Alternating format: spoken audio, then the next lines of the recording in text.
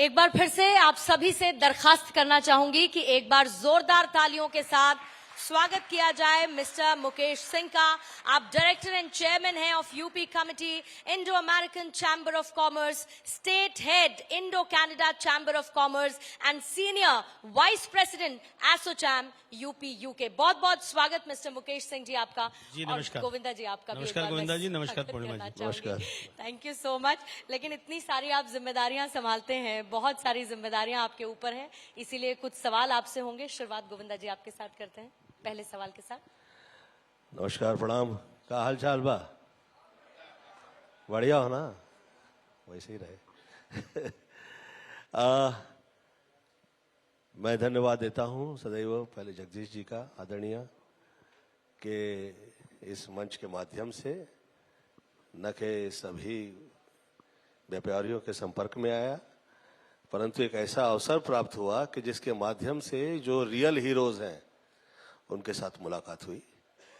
तो आज उन्हीं में से एक हम लोग के साथ यहाँ पर मौजूद हैं। आदरणीय मुकेश जी, स्वागत करता हूँ। धन्यवाद। और आइए शुरुआत करते हैं। ये मंच जो है, मैं सदैव कहा करता हूँ कि ये प्रेरणा का स्रोत है।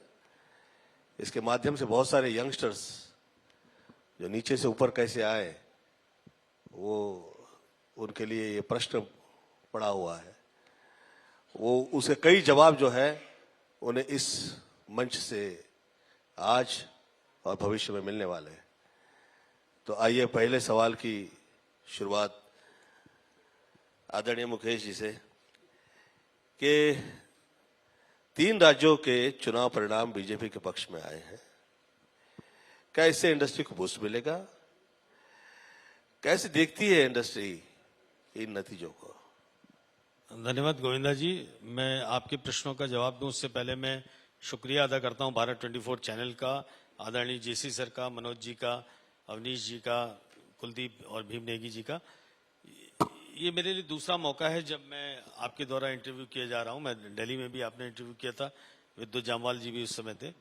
देखिए, 3 राज्यों के जो चुनाव परिणाम आए हैं, मीडिया इसको स्पेकुलेट कर रही थी कि मध्य प्रदेश चुनाव हार जाएगी भाजपा, ये हो जाएगा वो हो जाएगा, लेकिन इंडस्ट्री कॉन्फिडेंट थी। इंडस्ट्री कॉन्फिडेंट इसलिए थी कि इंडस्ट्री ने लगातार 2014 से जब मोदी जी ने प्राइम मिनिस्टरशिप ली है, तब से इंडिया जो है वो प्रोग्रेसी हुई है। इंडिया प्रोग्रेस की तरफ गया है। वर्ल्ड वाइड जो है, अगर भारत का जो नाम ऊपर लिया जा रहा है वो आदरणीय प्रधानमंत्री जी की तरफ से लिया है। जब तक देश की अर्थव्यवस्था मजबूत नहीं होगी और अगर अनस्टेबल गवर्नमेंट है, हंग असेंबली है, हंग पार्लियामेंट है, तो कभी अनस्टेबल इकोनॉमी नहीं होगी। नीरज जी आगे। नीरज जी नमस्कार आपको। तो नीरज जी आगे आदरणीय राजनाथ जी के बेटे हैं और हमारे इंडस्ट्रियल चैम्बर्स में फिक्की के यंग एंटरप्रेन्योर्स को ये हेड करते हैं और नीरज जी और मैं काफी एंटरप्रेन्योरशिप में काम करते हैं। तो अगर स्टेबल गवर्नमेंट नहीं आती, by the way hung assembly होती मध्य प्रदेश में, छत्तीसगढ़ में या कहीं भी होती, तो इंडस्ट्री उसको बहुत खराब मानती। क्योंकि अगर पॉलिसी इंटरवेंशंस करने हैं, अगर पॉलिसी को मजबूती से कंप्लायंस कराना है और इन्वेस्टमेंट आपको लाना है स्टेट में, तो आपको मजबूत लीडरशिप चाहिए, न केवल सेंटर में बल्कि स्टेट में भी। तो तीनों जगह पर भारतीय जनता पार्टी की जीत ने इंडस्ट्री को पुश दिया है और इन्वेस्टमेंट सिक्योर्ड होगा उनका। तो ये एक तरीके से बहुत अच्छा हुआ है कि भारतीय जनता पार्टी के पक्ष में आया, क्योंकि अगर सेंटर और स्टेट की गवर्नमेंट अलग होती है तो निश्चित रूप से इंडस्ट्री पीछे चली जाती है। उसको समझ में आता है कि कुछ पॉलिसीज स्टेट की होती है, कुछ गवर्नमेंट ऑफ इंडिया की होती है। तो एक बहुत अच्छा हुआ और जनता ने बिल्कुल सही फैसला किया। बधाई इसके लिए। बधाई। 2017 से पहले अगर मैं बात करूं तो उत्तर प्रदेश की अर्थव्यवस्था को, उसकी इकोनॉमी को आप कैसे देखते हैं, और अब में अगर कंपैरिजन करें अंतर क्या आया है? इन्वेस्टमेंट, रोजगार, इन दोनों चीजों में बदलाव क्या देखते हैं? देखिए पूर्णिमा जी, बहुत फर्क है 2017 से पहले की उत्तर प्रदेश की इकोनॉमी और 2017 से 2023 में है।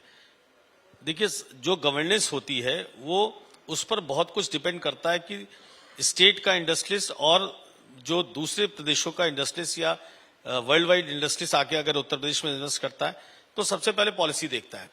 और पूर्ववर्ती सरकारों पे किसी पर दोषारोपण हम नहीं करते, क्योंकि उन्होंने भी कुछ काम अच्छे किए होंगे, कुछ खराब किए होंगे, लेकिन जहां तक इंडस्ट्री की बात है, एमएसएमई की बात है, स्टार्टअप की बात है, स्मॉल स्केल इंडस्ट्रीज की बात है, तो निश्चित रूप से इसका श्रेय योगी आदित्यनाथ जी को जाता है, क्योंकि उन्होंने उनके फेस पर आज पूरी दुनिया का इंडस्ट्रियलिस्ट, पूरी दुनिया की मल्टीनेशनल कंपनीज, इंडिया की सारी टॉप कंपनीज वो उत्तर प्रदेश में लगातार इन्वेस्टमेंट कर रही है।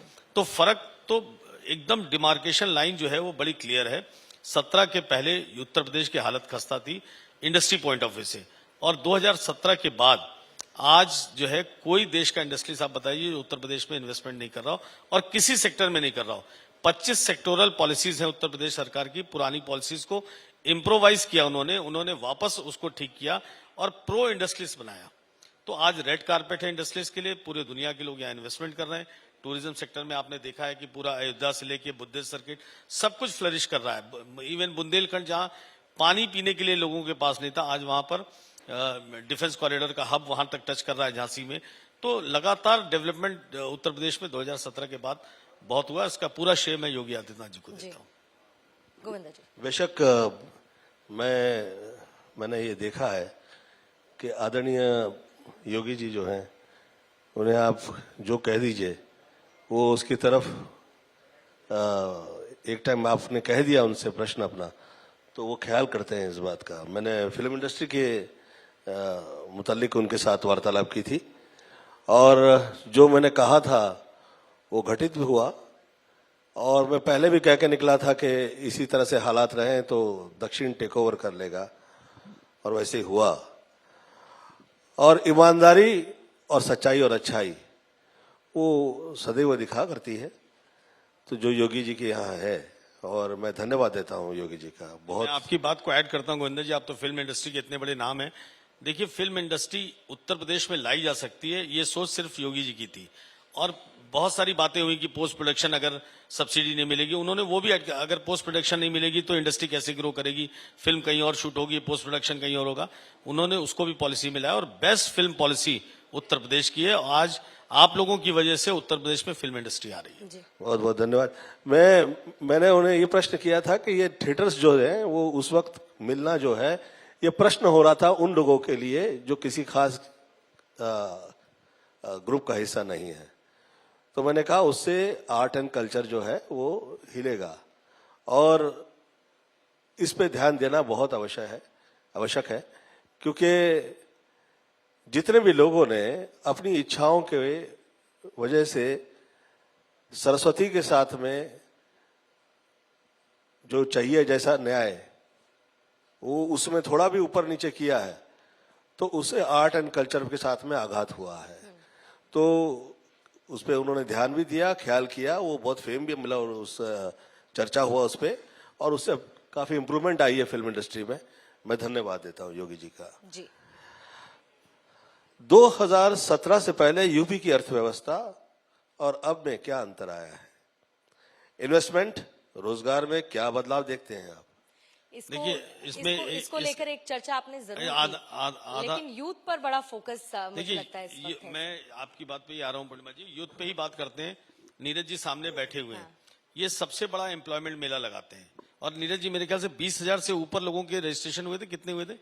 हाँ, और कितने लोगों को एम्प्लॉयमेंट? तो ये क्या है, उत्तर प्रदेश में ऐसी यंग लीडरशिप है जो हमारे सामने बैठी हुई, नीरज जी बैठे हुए, खुद में पॉपुलर। नीरज जी के लिए एक बार जोरदार तालियां हो जाएं, क्योंकि यंग लीडरशिप की बात हो रही है और उनके काम की बात हो रही है। अच्छे मौके से वो आए, क्योंकि एम्प्लॉयमेंट पे, स्टार्टअप पे अगर आप बात करेंगे तो मेरे ख्याल से नीरज जी बहुत अच्छा काम उत्तर प्रदेश में कर रहे हैं।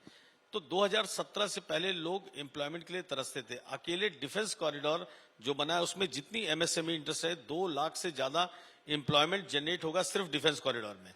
तो बहुत फर्क है 2017 से पहले और अभी। आज आज जितनी एम्प्लॉयमेंट यूपी में गवर्नमेंट भी दे रही है, ट्रांसपेरेंसी के साथ दे रही है। कोई डग्गेमारी नहीं है, कोई चोर चकारी नहीं है, कोई मैनेजमेंट नहीं है, यानी पारदर्शिता के साथ उत्तर प्रदेश सरकार लोगों को एम्प्लॉयमेंट, चाहे वो सरकारी हो चाहे वो गैर सरकारी हो, वो दे रही है। कॉर्पोरेट सेक्टर जब अगर यहाँ आके लगेंगे, एमएसएमई लगेंगी, बड़ी इंडस्ट्रीज लगेंगी, तो निश्चित रूप से एम्प्लॉयमेंट जनरेट होगा। तो बहुत ही फर्क है 2017 के बाद से और 2017 के पहले और अभी से। जी, और युवाओं को लेकर भी आपने बता ही दिया कि युवाओं के लिए किस तरीके से रोजगार के अवसर इंडस्ट्री पैदा करने की कोशिश कर रही है। भाई 16 लाख ग्रेजुएट होते हैं उत्तर प्रदेश में हर साल। जी। तो उत्तर प्रदेश में इतनी इंडस्ट्रीज का आना, तो सरकारी अपॉर्चुनिटीज तो है ही है, उसके अलावा प्राइवेट अपॉर्चुनिटीज दूसरे देशों में जाके काम करने की बजाय गल्फ कंट्रीज में लोग जाते थे काम करने के लिए, तो आज एम्प्लॉयमेंट अपॉर्चुनिटीज सबसे ज्यादा उत्तर प्रदेश में ही है, सबसे ज्यादा पोटेंशियल यहाँ है। बहुवाल जो मैंने देखा है कि आर्ट एंड कल्चर को लोग जो एट ईज ले लिया करते हैं समटाइम्स। अब देखिए कि कितनी बड़ी लीडरशिप जो है यहाँ पर है, और वो जैसे कि मशहूर कहावत है कि धर्मेण हन्यते व्याधि, धर्मेण हन्यते शत्रु, धर्मेण हन्यते ग्रहा, यथो धर्मा तथो जया। वैसे ही जितने जो आर्टिस्ट हैं जो यहाँ की फिल्म इंडस्ट्री में काम कर रहे थे, they are all on top today. वो सब यहाँ की पब्लिक की सेवा में है, यहाँ पे मेंबर ऑफ पार्लियामेंट है उन लोग। मैं उन सभी की बधाई भी दूंगा। और मैं आप 2017 की बात कर रहे हैं, यहाँ पे 4-4 हजार 17 है। 4-4 सितारे ऐसे हैं जो यहाँ पे आए और नित्य हो गए। तो मैं धन्यवाद देता हूँ यहाँ के लोगों का, यहाँ के लोगों के प्रेम का, कि जो प्रेम है वो सिर्फ वार्तालाप में और कहा सुनी में जो रह जाता है उसका कुछ भी अर्थ नहीं है। तो वो जो दिखाई दे रहा है उसका धन्यवाद। देखिए, मैं आप लोग की तारीफ के साथ साथ थोड़ा फिल्म लाइन के लिए कहता रहूंगा। नहीं, मैं भी चूंकि आप मौजूद हैं तो मैं कहना चाहता हूँ आज की तारीख में अपना मतलब साधते रहना चाहिए। नहीं, लेकिन गोविंदा जी आप चूंकि मौजूद है, मैं कहता हूँ उत्तर प्रदेश ने फिल्म इंडस्ट्री को और आर्ट कल्चर को बहुत कंट्रीब्यूट किया। आप जानते हैं बहुत अच्छे, और ये बहुत रिक्वायर्ड था। हाँ। आप देखिए, विश्व प्रसिद्ध वो व्यक्ति हुआ ही नहीं जिसपे बाबा विश्वनाथ जी की कृपा ना हो। आप वहीं से आते हैं। पूरी दुनिया में वही लोग जो हैं विश्व प्रसिद्ध हुए हैं, पूरी दुनिया में वही लोग हुए हैं जो बाबा के दरबार से निकले हैं और वो टॉप पे रहे हैं और ऐसा काम किया है, सिद्ध काम किया है, धर्म से जुड़ा हुआ काम और किया है। मुझे ऐसा लगता है कि योगी आदित्यनाथ की तरफ से किए गए कामों की जितनी तारीफ की जाए, और फहरिस्त लंबी है लेकिन अपने पास समय की कमी है गोविंदा जी, तो मैं बीच में घुसता हूँ, मुझे बताया ना।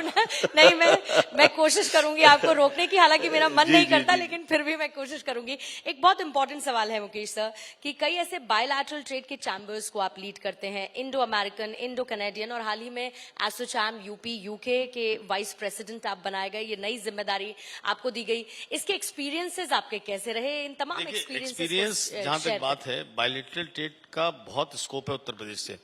ऐसी कोई जो उत्तर प्रदेश में जो पोटेंशियल है, आप कहीं चलिए पूरी दुनिया में, यहाँ का प्रोडक्ट चाहे वो लखनऊ का चिकन हो, बनारस की साड़ी हो, कितने भी ओडीओपी प्रोडक्ट्स हो, हर प्रोडक्ट की डिमांड पूरे दुनिया में है। तो बायलैटरल ट्रेड जो है वो उत्तर प्रदेश की अर्थव्यवस्था की रीढ़ की हड्डी है। अगर उत्तर प्रदेश में जितने एक्सपोर्टर्स देख लीजिए, इंपोर्टर्स देख लीजिए, यहाँ पर एक्सपोर्ट 35% से ज्यादा ग्रो किया है पिछले वर्ष। तो स्कोप जो है वो बायलैटरल ट्रेड में उत्तर प्रदेश में बहुत ज्यादा है, क्योंकि कुछ भी ले लीजिए आप, ब्रॉन्ज ले लीजिए, पीतल ले लीजिए, कुछ भी ले लीजिए आप, जूता ले लीजिए, लेदर ले लीजिए, सारे आइटम्स उत्तर प्रदेश से एक्सपोर्ट होते हैं। धागे ले लीजिए, कुछ भी ले लीजिए। इवन आप हॉर्टिकल्चर प्रोड्यूस में अगर आप जाएंगे तो इलाहाबाद से भिंडी यूएई को एक्सपोर्ट होती है।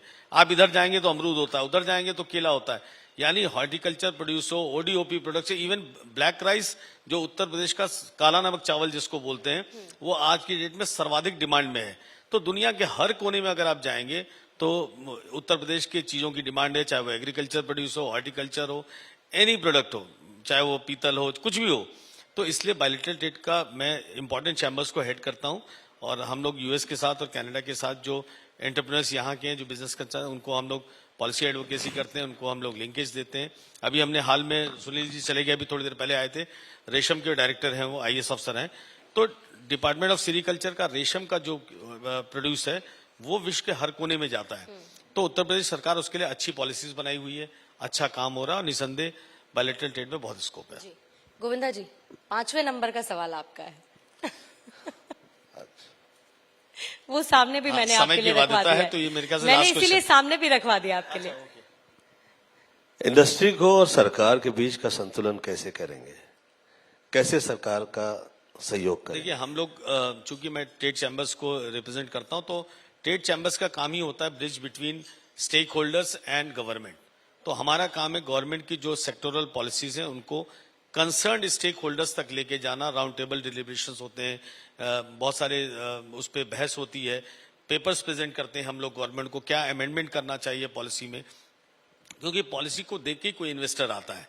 तो आज जो है वो लगातार जो चैम्बर्स ने इनपुट दिया, सरकार ने उसको सराहा है, सरकार ने इनपुट्स को अपने पॉलिसी में अडॉप्ट किया है, और उसका नतीजा ये है कि उत्तर प्रदेश में लगातार जो है बड़ी कंपनीज और बड़े इन्वेस्टमेंट्स आ रहे हैं। जी, उत्तर प्रदेश की आपने बात की, मैं उत्तराखंड की बात करना चाहूंगी। उत्तराखंड में कैसे रोजगार को बढ़ाने के लिए आप प्रयासरत नजर आ रहे हैं, और दूसरा कुछ ऐसी प्रभावी योजनाएं हैं जो वहां के लिए आपने तैयार की हो? अभी हाल में कुछ दिन पहले उत्तराखंड का कि कई आईएएस ऑफिसर्स का टीम यहाँ पर उत्तर प्रदेश में आई थी, और आदरणीय योगी जी की जो टीम है इंडस्ट्री डिपार्टमेंट की, उससे मिली थी।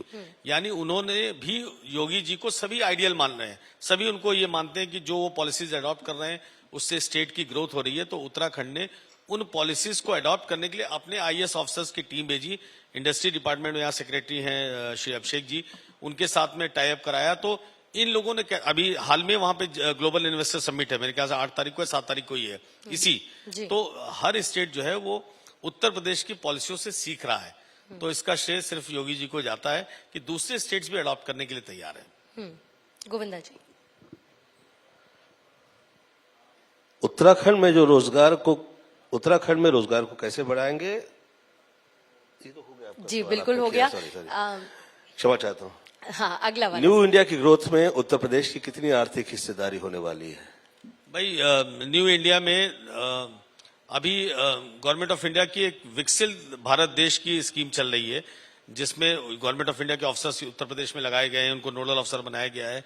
और न्यू इंडिया में उत्तर प्रदेश का बहुत कंट्रीब्यूशन है। 1 ट्रिलियन इकोनॉमी की बात आप सुनते होंगे कि उत्तर प्रदेश 1 ट्रिलियन इकोनॉमी को कंट्रीब्यूट करेगा। उसके लिए ऑलरेडी एक बड़ी कंसल्टिंग एजेंसी है डेलॉयट, उस पर काम कर रही है। बहुत सारे स्कीम्स हैं कैसे किन किन चीजों को इनकॉर्पोरेट किया जाए।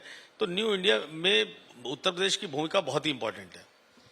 सर, अगर मैं कानपुर और नोएडा को छोड़ दूं, तो वैसे आप देखेंगे तो कोई ऐसा व्यापारिक जिला नहीं है उत्तर प्रदेश में। ये आप पहले की बात कोई और जिला जिसको बिजनेस हब के तौर पे आपने अभी तक डेवलप कर लिया है, या आगे की प्लानिंग अगर है तो? नहीं, अभी आप केवल पूर्वांचल की बात करिए। आप गोरखपुर चले जाइए, आप देवरिया कुशीनगर चले जाइए, हर जगह जो है वो जमाने गए जब केवल नोएडा और कानपुर की बात होती थी। आज चाहे बनारस जाइए, आप किसी भी छोटे इंडस्ट्री में, इलाहाबाद चले जाइए, कहीं भी ऐसा नहीं।